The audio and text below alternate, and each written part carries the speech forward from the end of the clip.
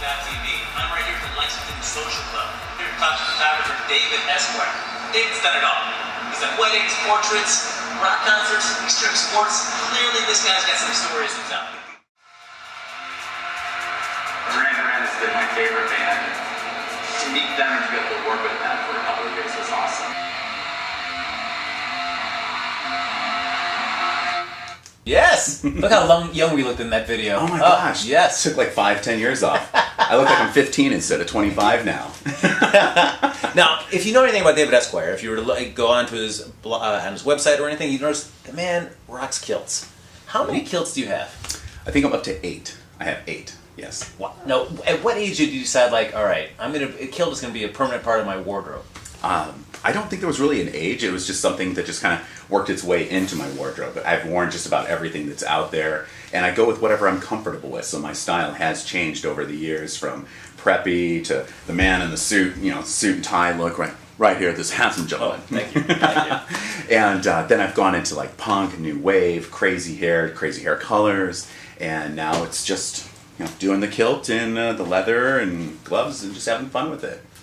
Because what is the moment when you decide, like, all right, the kilt, I think that's going to be the option. And when you put it on, you're like, yes, yep, this is it. I wanted to represent my family. My family's from London, England. Actually, a small little town just in London called Earl's Court. And we date back to about 1100. At least that's what the timing is on the family tree. And I really wanted to just represent how the family had come about. We did wear kilts back then. And it just complements the Doc Marten boots that I wear too, with the British flag on there. The UK. Yes. Now, besides being a fantastically talented photographer, David has got an incredible background as well. I mean, you've been a model for Ralph Lauren. Yes. You've been a drummer in a dance rock band. Yes. All right, I have to admit, a dance rock band? What exactly is a dance rock band? If you could blend Prince and Sting and the Police, a little bit of Duran Duran, a little bit of new wave, and then that 4/4 meter, that funk, that really solid beat that you can get with like George Clinton and the Parliament Funkadelics.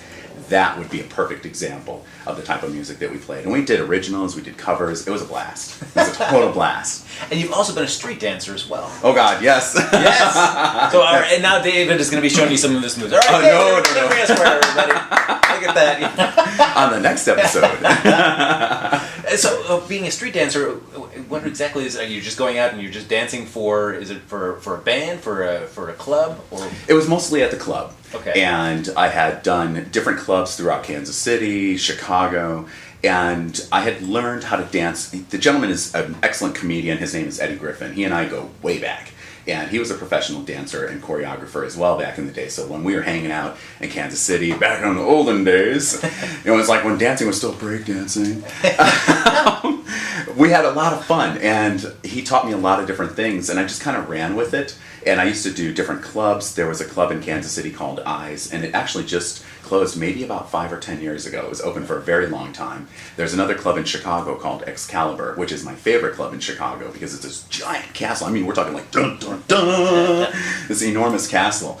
And I had a blast performing there, and my big 15 minutes to fame was when the band Snap was around, and they had that one song, I've Got the Power.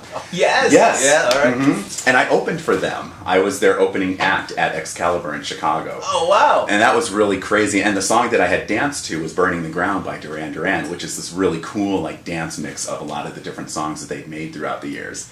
And that was a blast. It was a total blast. It was kind of surreal. I think back and I'm like, wow. Because you remember the movie Cocktail with the 3 levels? Yeah. That's kind of how Excalibur is set up. You have your main dance floor, and then you have multiple levels that overlook that particular dance floor, and they have laser shows and all kinds of different things that go on there. And to just kind of think back and go, I did that. Whoa, that's pretty cool. Now, the whole time you're doing this, whether it's being a model, or being a drummer, or being a street dancer, right, you're still taking photographs as Absolutely. Well. Most definitely. And at what point did you say, I'd rather just pursue this full-time than do all this other stuff? Pursue photography or Yes. pursue everything else? Pursue photography. At one point, did you say, this has all been fun, but I'd rather go with photography full-time? Continue doing the photography. I never wanted to stop that, and everything else that I did was just basically me doing that to help my photography career. Because there is so much that goes into it. A lot of people think, oh, you're just showing up with a nice camera, you press the trigger, you get some nice pictures, just like a lot of the commercials portray, but that's so not true. And the day-to-day with digital is the same as the day back when it was filmed, where we actually had to know what we were doing. We had to be a master at our craft. And in order to be a master of your craft as a photographer, you had to understand the psychology of people, you had to be comfortable in front of a camera, you had to be able to know your proprioceptor skills, where your body is in time, space, and motion. There's a lot that goes into that. So everything that I did outside of the photography universe was just basically turning it right back around and complementing what I was doing so I could be that much better of a photographer. Now, you mentioned digital. I mean, you made the decision to go digital how long ago? Gosh, I want to say it was probably about back in 2006. Prior to that, I was sponsored by a company called Minolta, and they provided all my camera equipment, and it really meant a lot to me because that's what I grew up on. That's what my mother had shot with back in the day when she was a professional photographer. So to acquire that type of a level of sponsorship from a major corporation was really important to me. And then they went digital, and I was like, oh, awesome, great, yes. But they had sold their digital department to Sony, and Sony has since then taken their technology and just run with it, and they were making great cameras. But I had switched over to Canon, loved it. Absolutely loved it. It's been a great choice for my career. The lenses are phenomenal. The gear is incredible. I can't tell you how many times I've either been like on stage with a band or getting smashed into by X Games people, and it's like my gear just goes blah. It's like all across the ground. I'm like picking up pieces, and it still works. It's awesome. In fact, just recently when I was in Germany, something happened and somebody bumped me, and when they bumped me at the U-Bahn station, the camera lens had separated from the camera, and I was holding onto the lens. This lens that I have is like the size of my arm. It's huge. And I'm holding onto the lens, and all of a sudden the camera body just goes right to the floor, and I'm like, oh my gosh. And it's like, I'm going to a shoot right now. And my camera hits the ground. I literally just picked it up, put it back together, it's like click, click, click, and it still works perfectly. Oh, that's great. Those things are like tanks. They're epic. Mm-hmm. Now, when you decided to make the move to digital, were you say you're like an early adopter, or you're just Yes. kind of, yes. So what were the struggles of being an early adopter of digital? The limitations of the equipment. One of the cameras that I had received that I still have was one of the very first digital cameras from Casio. I was doing a shoot for a magazine, and the vice president of Casio had come down to the beach in Venice when I was doing some work for Global Skate magazine back in the 90s. And digital was still coming out, and he's like, here, I want you to go ahead and use this camera and take some photographs. And it was like not even 1 megapixel. I mean, it was like maybe 400K. I mean, it was just this little teeny tiny picture. But it was so amazing to be able to see that it's like your universe just explodes, because within digital, you don't have to be held back by the limitations of film.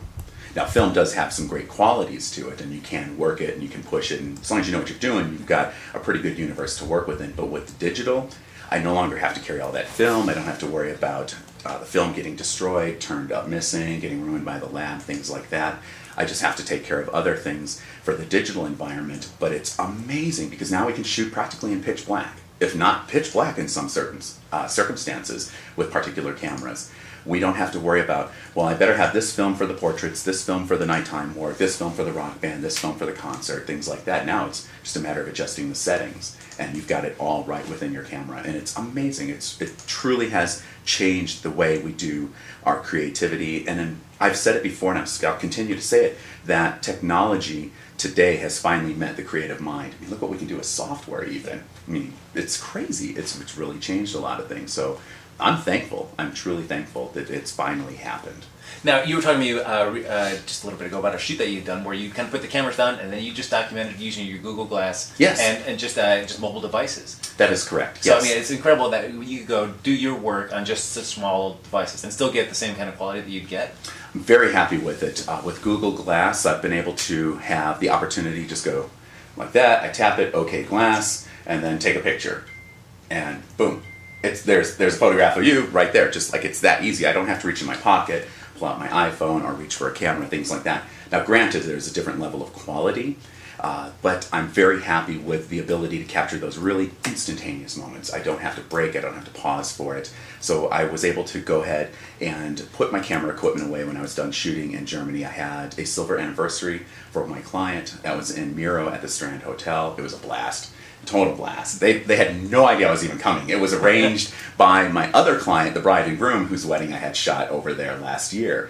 So we kept this on like the whisper for the past 6 months pretty much. Nobody had a clue. So when I show up at the hotel, everybody's just like, oh my God, David! The staff was there freaking out. It was super cool.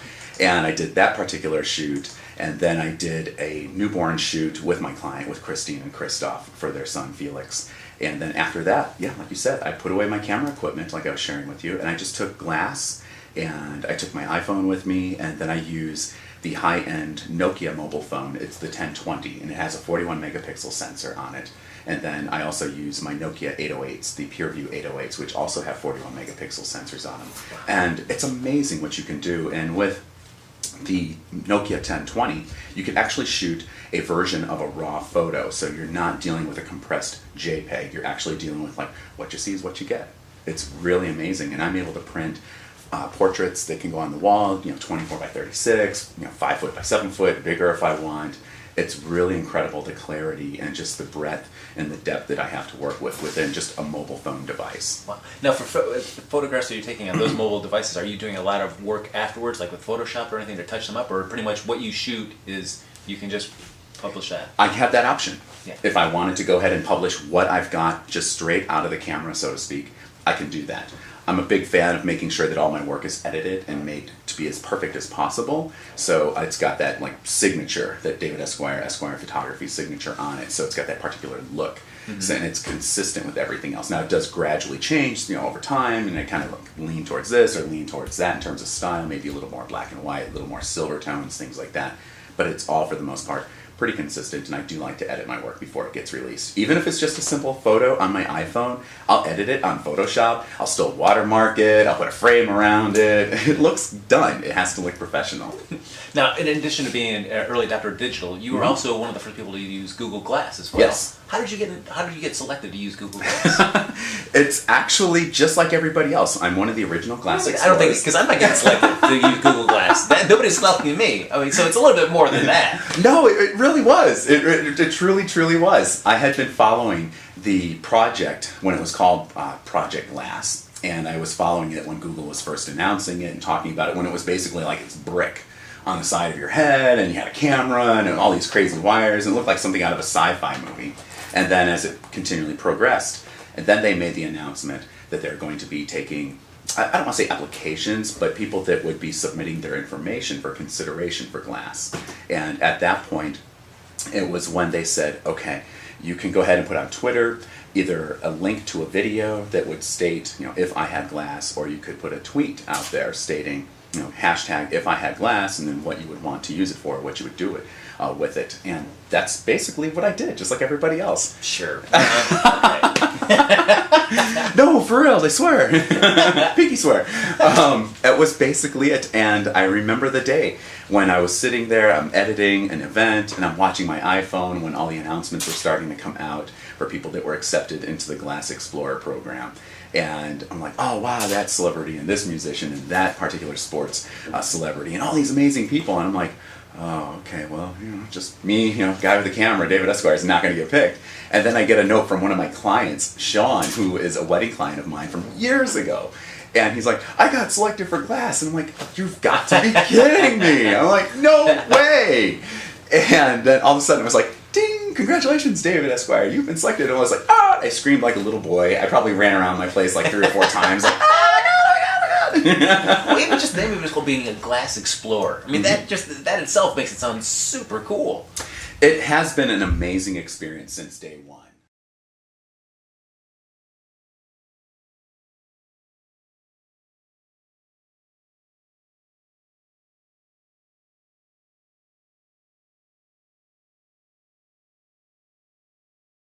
There's so many different things about Google Glass. And I know I'm going to come off like an infomercial or a commercial, but I swear it's just my own take on it. And it has been such an awesome addition to my arsenal of gear. From being able to capture photographs, to being able to capture video, to probably one of the more important things to me, which was to discover that as a deaf person in my right ear, when I was at the Glass headquarters at Google Glass's base camp in Venice, here in Los Angeles. And I was there, and I had already accepted the fact that behind the battery, there's a little button that has bone conducting technology. And I knew that the battery couldn't be moved, that button couldn't be moved, and not being able to hear in my right ear, I'm thinking, this is going to be a bit of a disappointment. It's one of the bigger features on it. I won't be able to utilize it.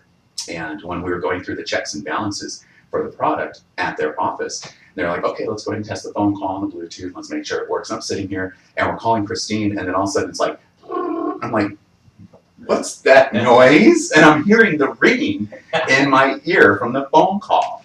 And from that point on, I'm like, you can take glass away from me with my cold, dead hands. This is like, no way, man. There's this going with me to the grave. It's an amazing product. And to be a glass explorer, to have taken glass around the world to so many different countries and to see everybody's different reactions. And for so many people to just kind of go, well, are you recording me right now? I'm like, no, I'm not. It's just like your cell phone. You have to wake it up. And then when I just explain to them the different features, the different advantages and benefits of glass, they just kind of go, oh, no, can I try it on? I'm like, yeah, of course. And I put it on, and they're like, oh, and you see like the face just getting really, really big and just lighting up with just this amazing technology. And this is version 2 that I'm using right now. And since the Glass Explorer program has launched, they've had, it's still in beta, but they've had like little bits and pieces of launches that have come up. They've had private invitations, 1 day only. Now it's an official beta launch until supplies last. So we'll see how that goes. I am really excited to see how this just kind of progresses and see how the adaptation has been in public and then going forward. And then the uses for it. Medical has been amazing. Surgeons are using it. The military applications are phenomenal. The U.S. Air Force is embracing it. The military over in the UK are embracing it because you can just kind of go, okay, everything's right there. Don't have to reach for another device. It's truly incredible what's happening. And then on the medical end, but on the recipient end, they're taking glass into hospitals for children and little kids that can't go outside. They're just like, they're not bedridden, but they just can't leave that particular environment for whatever reason. And they're able to put glass on and they can watch videos. Somebody can be live streaming. And I think that's just so phenomenal. It's really a game changer right now for the industry. And speaking of children, real quick, you also do motivational speaking. Yes, I do. Schools as well. That is correct. I do. It's one of those situations where I really enjoy going into socioeconomically challenged schools throughout Los Angeles and throughout the entire LA basin, basically, and going into those schools and explaining to them their situation right now pretty much probably sucks, to be really honest. And I hear the stories, and there have been times where I've left, and I would just go out to my car and just sit there and just be completely overwhelmed with emotion, thinking, I thought I grew up on a wrong end of the tracks, got the shorter end of the stick, and then I hear some of these stories of today's kids. And my goal is to just go in there and inspire them and point out that, granted, they're maybe in 5th grade right now, and they think that their entire world and their entire universe is collapsing on them right now at 5th grade, and they can't see to tomorrow. But I want to go in there and inspire them to, like, there's so much that they can do, and this situation will change. The time will pass, and there will come a point in time where they can then make their own decisions, go forward and chase after their dreams. Because if I can do it, so can anybody else. I mean, there's no reason why it can't happen. People are only held back by their own limitations. That's truly it. And I really hope that I can help to inspire more kids as time goes on, and then also to educate other new photographers too, because I also love to speak at elementary levels, at high school levels, and then advanced levels. There's Miracosta College down in San Diego that I'm a regular speaker at, and they love it when I come in and just basically share with them a lot of the details of how to become a much better photographer. Look at that. And how to rock a great kilt. Look Look at that. Everybody, this is David Esquire here. Check him out online here at davidesquirephotography.com. Is that Close. I'm everywhere on social media. Yes. If you want to join me on social media, there's about 21,000 plus people following me all around the world. I'm on Twitter, Facebook, LinkedIn, Google+. It's truly amazing where I'm at out there, and just the different platforms where I'm able to communicate with so many people around the world. The website is esquirephotography.com. You can also find me at Esquire Photo on Twitter, David Esquire on Facebook, Esquire Photography on Facebook, Pinterest, blah, blah, blah. There's lists like this. You can just type in David Esquire, and you're going to have like 30 pages of me. And not to be like it's all about me, but today it's just like it is all about us. That's why we brought him in. Yes, it's all about David Esquire. Thanks everybody for watching WatchHollywood.tv.